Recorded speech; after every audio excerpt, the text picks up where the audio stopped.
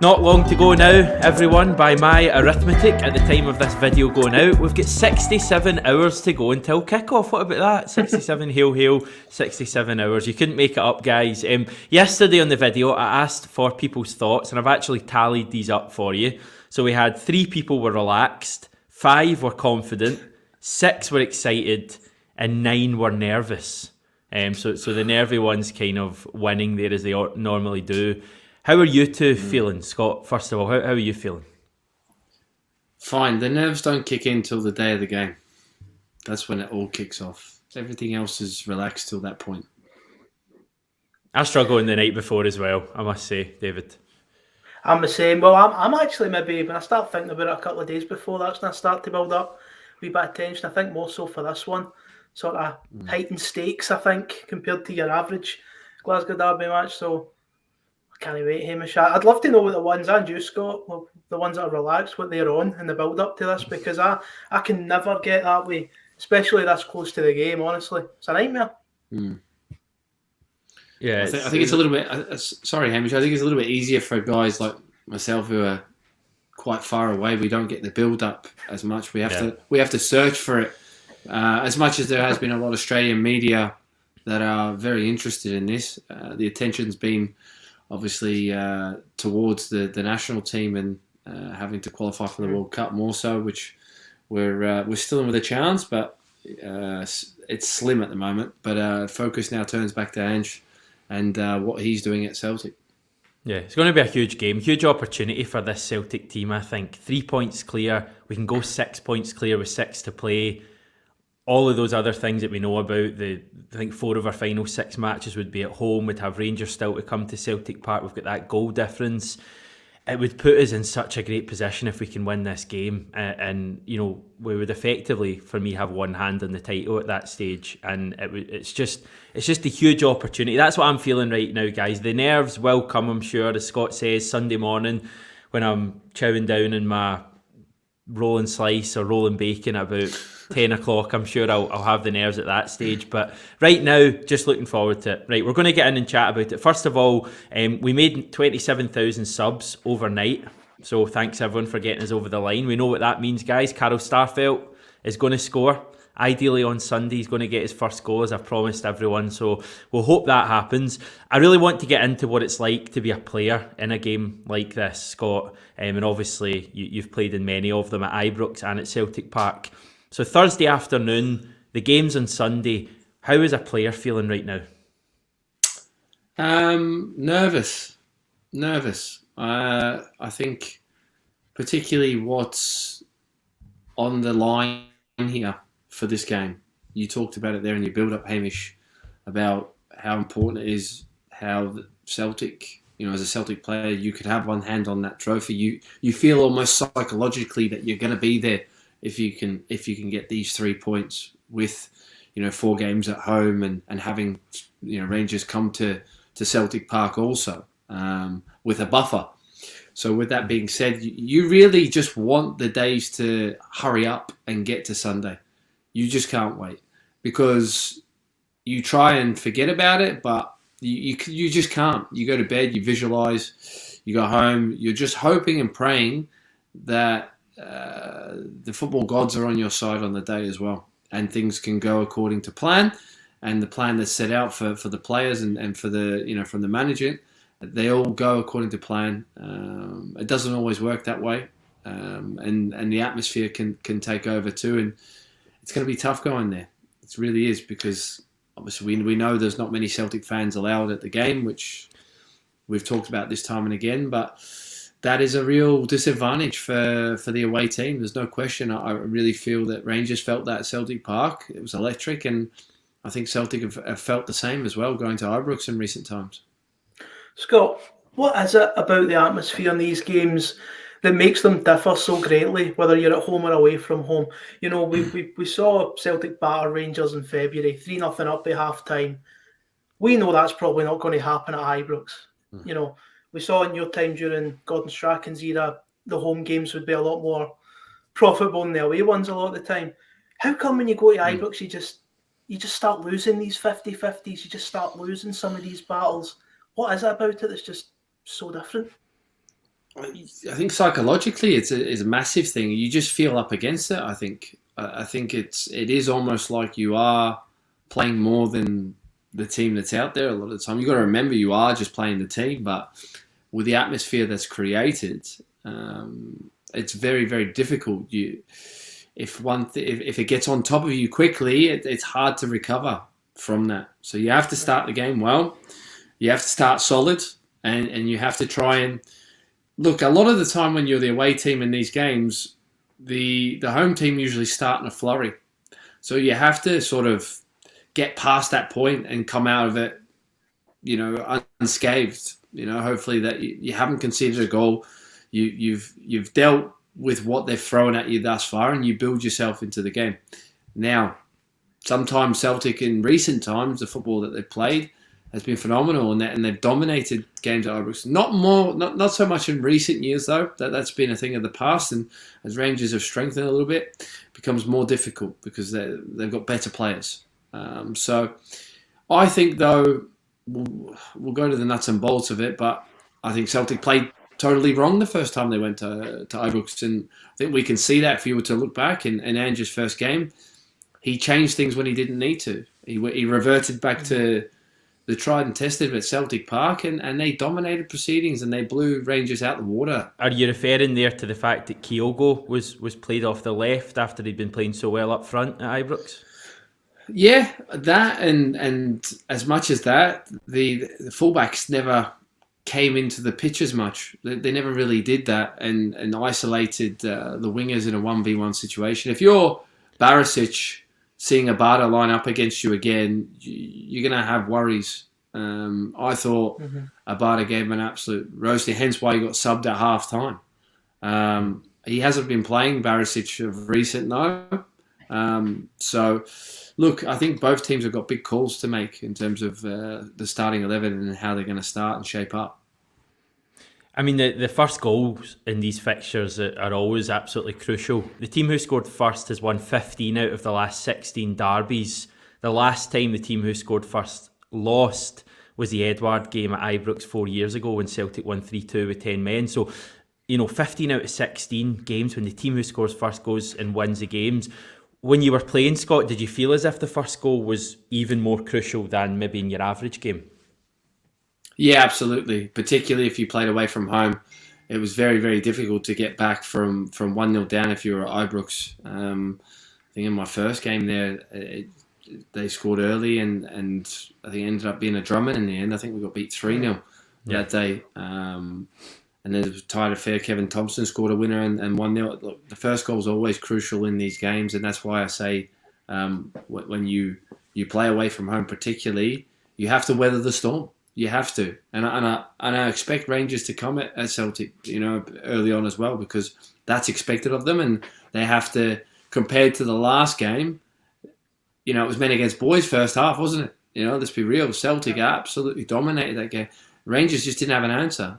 Giovanni Van Bronckhorst didn't have an answer for Celtic at that time. I still think they're going to be stronger as a team if Ryan Jack's fit as well in that middle area of the pitch. That's going to help them. It'll be a tougher game, there's no question, for Celtic. We all know that. We all expect that. But Celtic are unbeaten in 25. Yes, Rangers are unbeaten at home in 35. So you look at it and say something's got to give, doesn't it? Always seems to be that Hamish, even when the team that scores the first goal in this fixture, the opposition, never mind struggling to win the game, they seem to almost struggle to create genuine goal-scoring opportunities after it. It seems to be that big a psychological blow now. Remember, Scott, your time under Gordon, you were known for being turnaround specialists. It wasn't uncommon for your Celtic team to go 1-0 down, but they'd often turn that around. Against Rangers just seemed to be so much different, didn't it? I mean, is that just to do with the fact that they seem to be on an equal scale as Celtic quality-wise? I just think it's like a cup final. When you get that one goal up, you'll throw yourself at everything. You'll die for the cause to make sure at that point you're that desperate to win the game. You know what it means to everyone. You know what it means to your season. It's a different level of. You shouldn't say this as a player, but it's not meant to be that way. But it's like when you play in European games, you play in top level games, and you go one goal up, and you're just defending for your life a lot of the time as well. So you'll say you get caught on a counter, and it's the quickest you've ever sprinted back because you know how much it means for everyone in the team and what that result can mean to you. So it just is so difficult to break teams down, particularly if you're away from home. It just feels like you get no space. The lack of creativity becomes a problem then. You start forcing the issue as well because you're up against it. That happens a lot if you go 1-0 down very early on. I mean, there's been 2 games so far this season, both of them won by the home team, but very different, manner of victory. The game at Celtic Park we won was a drubbing. It was won by half time. Second half Rangers rallied a little bit, but they didn't really create, one real clear-cut chance, maybe apart from the header Goldson had in stoppage time when the game was done. You compare that to Ibrox, that was a game I think Celtic should have got something out of. I mean, that first half, we were the better team. We had the big chance in the match, which was the Edward one that he just has to score, and he kind of doesn't open his foot wide enough and he puts it wide of the post. Kyogo has those chances late on. So Celtic, for me, should have got something out of that game. Rangers had, no right to get anything out of the game at Celtic Park and got what they deserved. So I think we should be confident that this Ange team can go to Ibrox and create chances. That's one thing I'm really confident of. We've done it basically in every game we've played, especially in Europe, against the likes of Leverkusen and Real Betis, Ferencváros away. We scored lots of goals away from home in these games, so I'm confident that Celtic will get the chances. It's just about, stemming that tide when Rangers have their moments in the match as well, because let's face it, there's 2 Rangers here, isn't there? I mean, that's a joke that could write itself, to be honest. But I mean, in terms of the current Rangers, they've got a European one and they've got a domestic one, and the European one is pretty good. I mean, they beat Dortmund, they beat Red Star Belgrade really comfortably. The domestic one has won games recently, narrowly, but they've hardly been convincing. Late goal against Dundee, late goal against Aberdeen, beat St Johnstone, who are one of the poorest teams in the league, by just a single goal a few weeks ago. So they're kind of stumbling along. I think we'll get the European Rangers though, David. I don't know how you feel about that. I think it'll be the Rangers that had the space that they played against, Red Star Belgrade and Dortmund again. Yeah, I mean, listen, die-hard Celtic fan, I'm not overly interested in bigging up how Rangers are going to perform on the day, but I do agree with you in the sense that they'll see this as the same kind of calibre as one of their big European matches. They're playing a team that will approach the match totally differently to their other domestic rivals as well. I'm sure they know 100% they need to win this game. If they don't win this game, a lot of the commentary will be that we've unofficially won the title. So I don't think that'll be lost on. It'll be interesting to see how they deal with that pressure. For me, I just think it's all about, because I trust Celtic to defend quite well at Ibrox. I don't actually think we defended overly poorly in the first game. I thought we were quite good. I thought Starfelt played really well, which I seem to say every time I'm on video. But last season in particular, we created a lot of chances at Ibrox. I think people forget that even in the defeats and the odd doing we got there. We actually created some amount of massive chances. It became a bit of a joke that we weren't taking any of them. I think it'll be the same again. I think we'll create a lot of chances at the weekend. I do. I think we have the space to get in behind Rangers. I think we'll have the pace to get at them. I think we have the quality in the final third to create those opportunities, but it's going to come down for me to whether we can take those chances. If we do, I'm not sure about Rangers' mentality and getting back into the game. I'm not sure how they would react to that kind of pressure if their fans start to turn on them at Ibrox. That's totally different to what they've been used to in these European games. There's more pressure on them, is it? They didn't really have pressure in their European games because no one's really expecting them to beat Dortmund. There's more pressure on them on Sunday. They probably did against Red Star, to be fair, but we're nowhere near the pressure they're up against on Sunday, I don't think. Europe's a bonus almost. Yeah, I agree with you, and I think a lot of it will come down to what we can do going forward. But I'm not overly worried about the back, Hamish. I think Rangers will get chances. I'm not going to say they're going to go through 90 minutes and create nothing and we're just going to pass around them. But I think overall, over the course of a 90-minute display, I'm quite confident in that Celtic defence and keeping Rangers fairly quiet. I think my biggest worry for Celtic, as always, the big Achilles heel for the season's been set pieces. So set pieces need to be right on the money for the weekend. Rangers will have targeted that. They had a couple in that second half at Celtic Park and threatened. And I feel that that's probably something that Celtic really, really need to be careful of come the weekend. Where are the key kind of battles on the pitch on Sunday where you guys think the game, will be decided, Scott? Well, I certainly think James Tavernier and Jota is. Do you think it'll be Jota? I would suspect it would be because of the way he played against him the last time, and he backed him right up. He couldn't get up. He couldn't get up the pitch. And if Jota can have that freedom, that space on those 1v1 situation, and I think it comes down to how Van Bronckhorst sets up against what Celtic are capable of doing. Because if we see that, that the fullbacks are coming in the pitch and they're creating the overloads in the middle of the pitch for Celtic, how does he stop that? Because the last time their wingers didn't have an idea how to stop that from happening. They ended up coming all the way in with them, or 50-50, and they were able to either get it into a midfielder like Callum McGregor, or to Taylor, or to Juranovic at the time. Juranovic just kept giving the ball to Abada every time. Jota the same. It was more Abada who just kept getting at Barisic the whole first half, and you go, they're going to batter them. As soon as you've seen it the first time, you're like, it's so open. It was 1v1 every time with the fullback. It was crazy.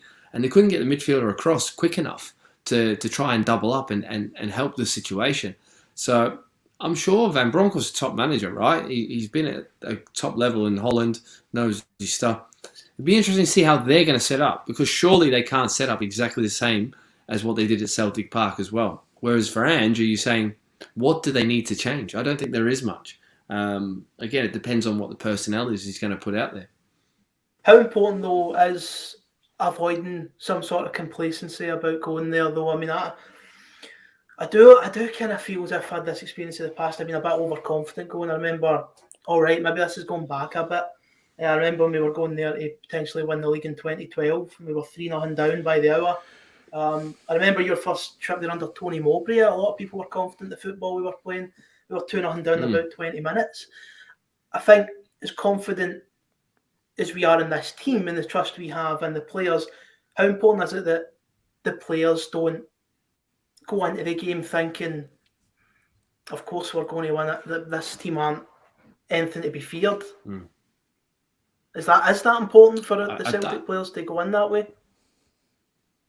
I can't see them doing that, particularly after losing the first game at Ibrox earlier in the season.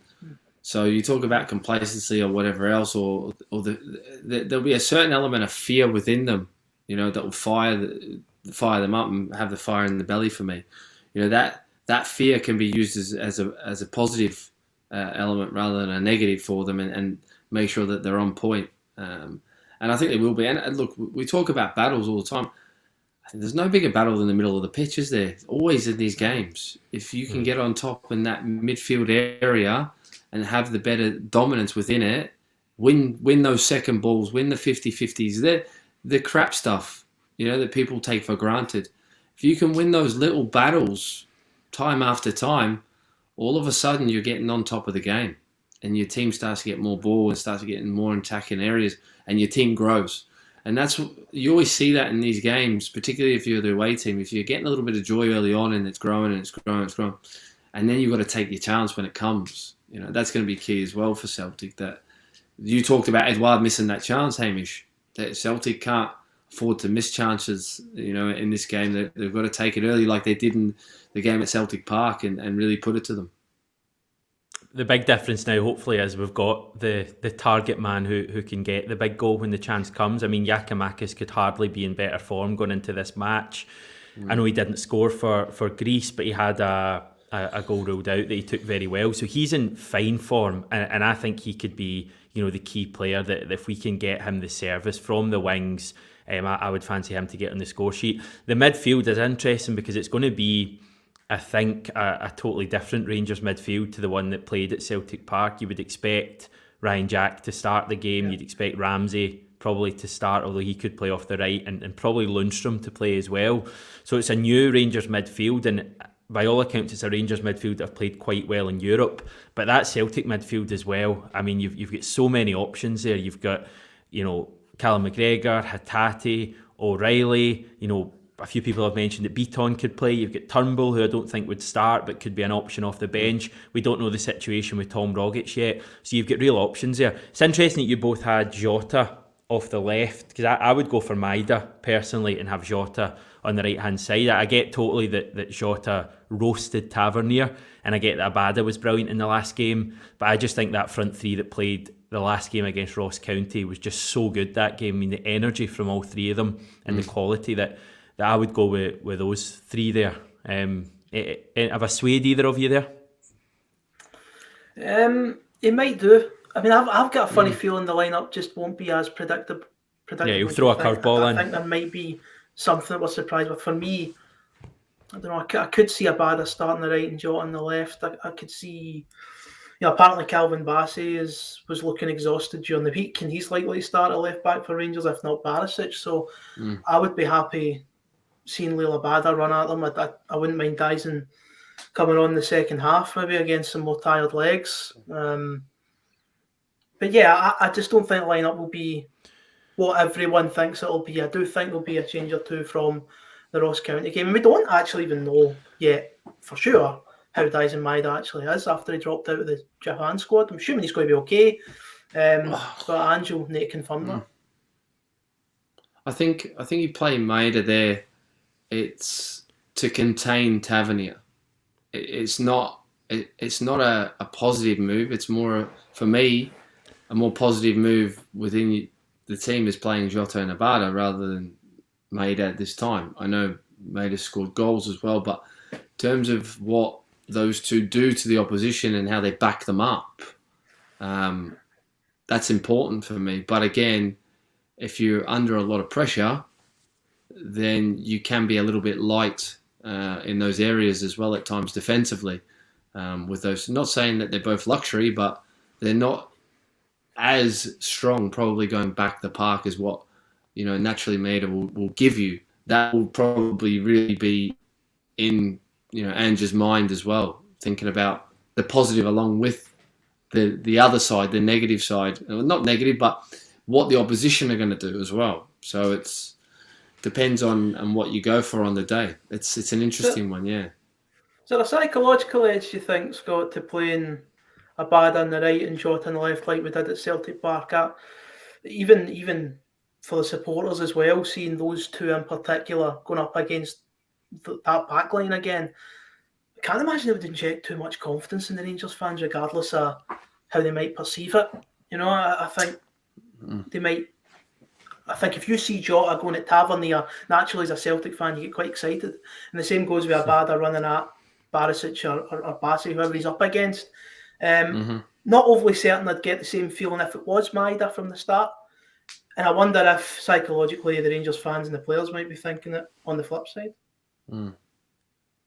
It's a tough one, isn't it? It's like I said, do you just go for the one out and out guy that can run at players and have a more methodical player on the opposite side and it can still get goals, is a real threat, can run in behind still, will run all day for you, will track back. Not to say Jota won't do it, but look, we all know the Japanese are more disciplined in terms of how their work rate is and their ethic and what they'll do for the team. It wouldn't surprise me if like Hamish said, Maeda plays on that left-hand side. It wouldn't surprise me, and then he goes for one, probably Jota on the right and leaves Abada out to come on and make impact. It's a big call though, isn't it? I think O'Reilly plays for me after his performance 100%. On the last occasion.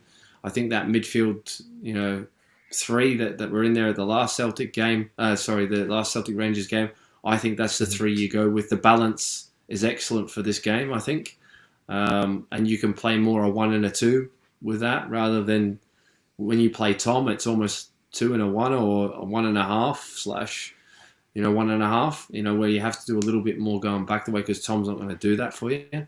But I think O'Reilly gives you the good balance that Hatate and him can go.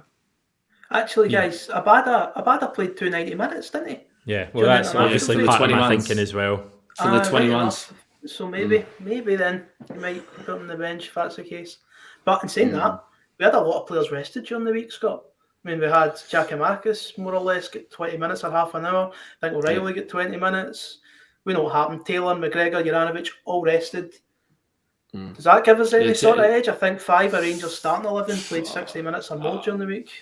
Yeah, you can look at it two ways, can't you? It's you come in cold, or you come into it fatigued, or or you played the game midweek and you're ready to go. You haven't played, so you're not as ready. I think the interesting thing and the good thing for the players from both sides is that there's not been the normal. Well, there has been obviously within Scottish media and people in Scotland, but they've been away from it all.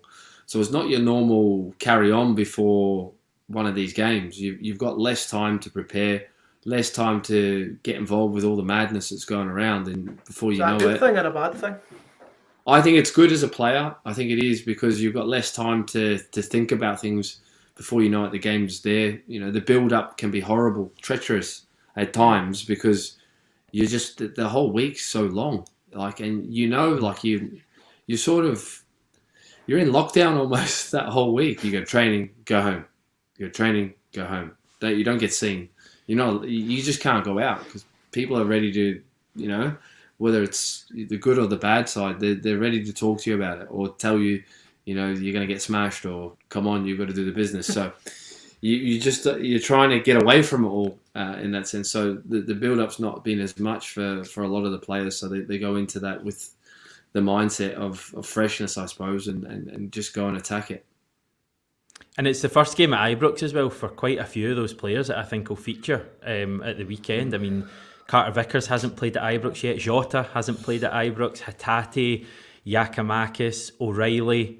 There may be another, Maida if he plays. So there's a number of players that will be making, probably making their Ibrox debut. And I just think this Celtic team has shown so far that whenever a question is asked of them, they invariably have the answers. I'm not worried about this Celtic team going to Ibrox on Sunday and freezing in that atmosphere at all. I honestly think they're a group of players that Ange's assembled here with really strong personalities. By design, that's the squad that Ange assembles wherever he goes. And I think they are just so motivated. They've got the bit between their teeth to go and win this league.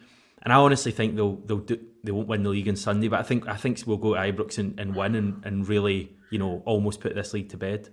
I can't see them crumbling under the atmosphere. If we lose, I don't think it'll be down in the atmosphere. I can remember we played really well in Ferencvaros, and that was hostile, by the way. If you look at the crowd in that game, when we came out 3-2 victors, don't think a lot of young boys in the team as well. Don't think they crumbled at all in that.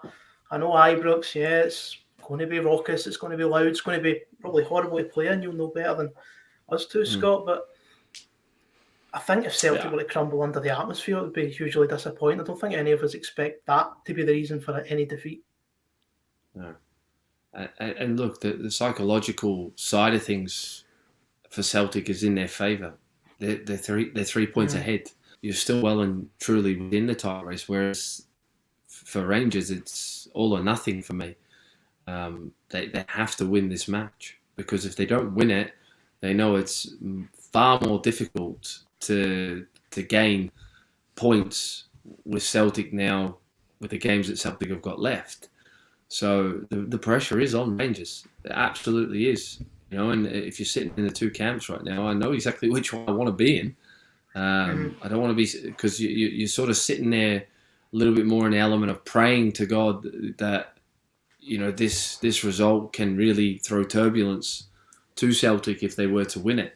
Because for me, Celtic still have the driving seat, regardless of what happens on the weekend. So with that being said, there's so many ways you think about it. You just don't want Celtic to be complacent, do you? But you want them to go out there and play their game and be, in a confident manner that they can go and take it to Rangers and take all 3 points. I don't think complacency is going to be a worry at all. I just think this Celtic team are so driven to achieve this and win this league, and I think we'll see that on Sunday. Right, guys, we've now got 66 and a half hours to go. I could probably sit here and chat to you about the game for the next 66 and a half hours, but we should probably go and get on with our days. We are going to do a live show tomorrow night, and to avoid going over too much kind of ground that we've already covered, we'd like some of your talking points and questions. So fire them in the comments section below, and I'll discuss them with the guys tomorrow night. I think we're planning on going live at 7 p.m, but we'll confirm that on our social media channels tomorrow. Just finally, guys, very briefly, are we going to get what we want and need on Sunday, Scott? Yes, I do believe so. I only think there's going to be one goal in it, to be honest. And like we talked about and touched on, the first goal is so important, and I think it will be for either side who gets it, and they'll do everything to survive and keep it that way. But David? Yes, it's going to be Celtic. They do it.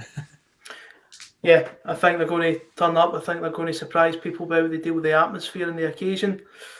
And I think we're going to win by 2 goals, to be honest. I think it's going to be a sound performance and a big win for us. Excellent. Any advance on 2 goals, anyone in the comments? Let us know anyway. Thanks, Scott. Thanks, David. We'll speak to you tomorrow.